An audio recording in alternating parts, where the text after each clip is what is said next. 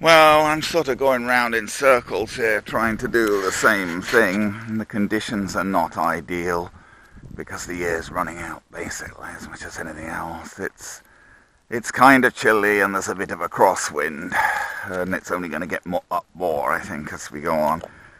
This is Throttle cut off. Throttle cut on. This stick plane with the Armin wing again. I've repaired the wing panel I broke off before and re-glued the undercarriage yet again, though it's barely strong enough to support a landing because the thing weighs too much. I think a lot of the reason why I had problems flying it yesterday was because this ESC is weird. This ESC wasn't giving any power at all to the motor. I mean, it wasn't starting the motor moving at all till you got up to about 44% throttle. Don't know why. It's a dual sky ESC that I bought from a swap meet. I have absolutely no way of programming the ESC because I can't find any information about it or whatever. And I tested it, and that's exactly what it was doing. You weren't getting any throttle at all until the monitored level showed -12, which basically means you were at 44% throttle. So I put a programmed a throttle curve. The wind is from the north. It's a crosswind, so you can't win with it whichever way you try and take off, really. Oh, this blasted elevator tends not to want to work. I don't know. You can't really win in life. I don't know.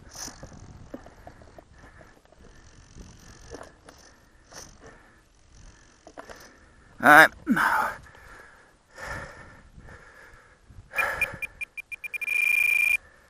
Oh, whoops. Wrong one.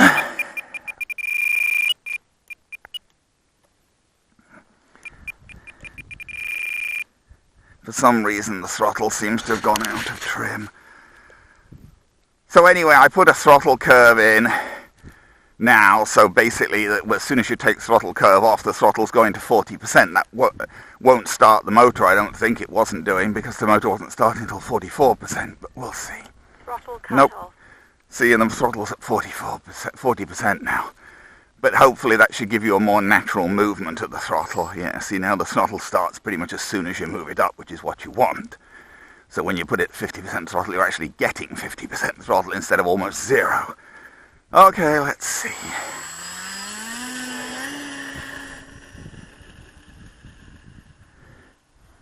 Doesn't really seem to have a lot of power even now. Well, it's not so much I don't think that it doesn't have power. It's that the stupid thing weighs too much. It just... Whoa, whoa, whoa, whoa.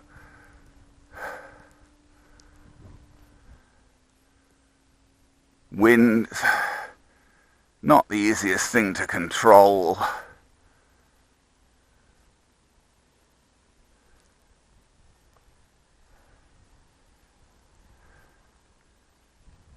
To say the least.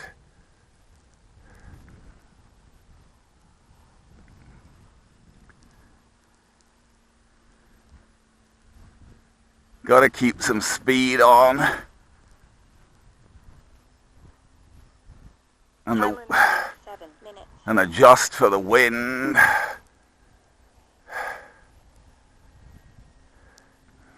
You can see the light on the...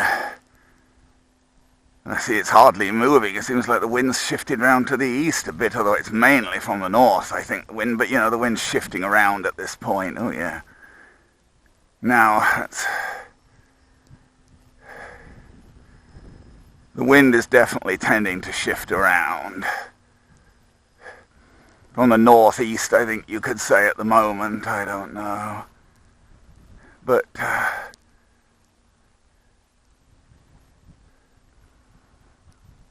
and controlling a rather balky, weird plane like this when the wind's shifting around is not a lot of fun.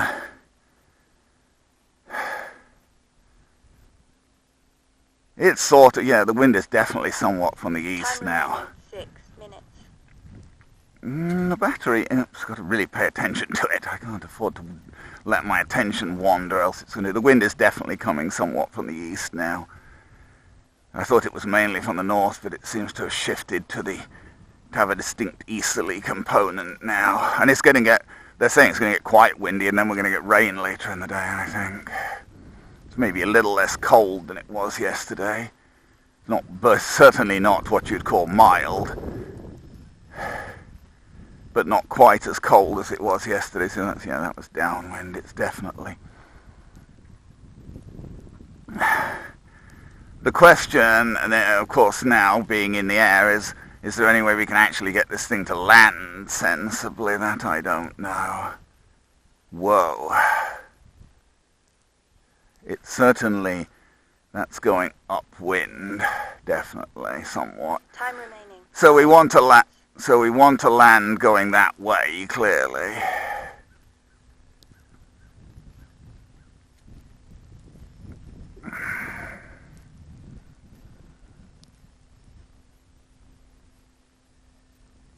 It's going to be better to land easterly than westerly, for sure.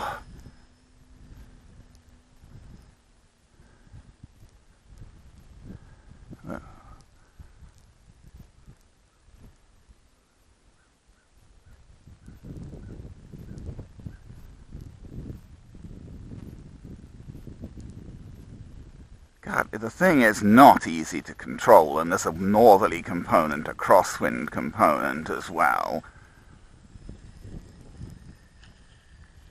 Well, it was almost a real landing, wasn't it? Yeah. That was pretty much an actual landing rather than a crash. That's nice to say.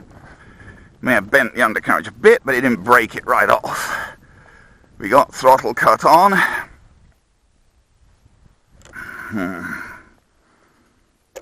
I think it actually bent the wire in that case. I think it actually, I don't know. It's hard to say what it did. I think it actually maybe bent the wire of the undercarriage a bit that time rather than ripping it out of its moorings. Both the previous times, just one or two, I lose track of how many times I've tried to fly this. This is only the second time with this motor, and I think I only flew it once with the other one, so this is only the third time I've flown it. And I managed to rip the undercarriage off completely both other times. Well, it's not attached very firmly. I guess I've got enough Gorilla Glue on there now that it's sort of held, I think, and instead of ripping it off, it just bent the wire somewhat. The plane's... It weighs about 44 ounces all up. It's really too heavy for a plane of this type. And it's all because of this confounded foam board in the Armin wing. It's the wing is 20 out of the 44 ounce total weight of the plane. 26 ounces of it is that stupid wing. It's just too heavy. But it flies within the meaning of the act, sort of. I wouldn't want to try and do anything fancy with it, I don't think, in any conditions. But, this is warping now as well. For some reason, the tail's decided to warp. I don't know why. I put Minwax on it. Maybe it was the Minwax that caused it to warp. See, it doesn't want to go down at all. It gets sort of stuck. It gets sort of stuck and doesn't want to go down. Anyway, that was sort of, albeit not the world's most satisfactory plane, some sort of a vaguely successful flight.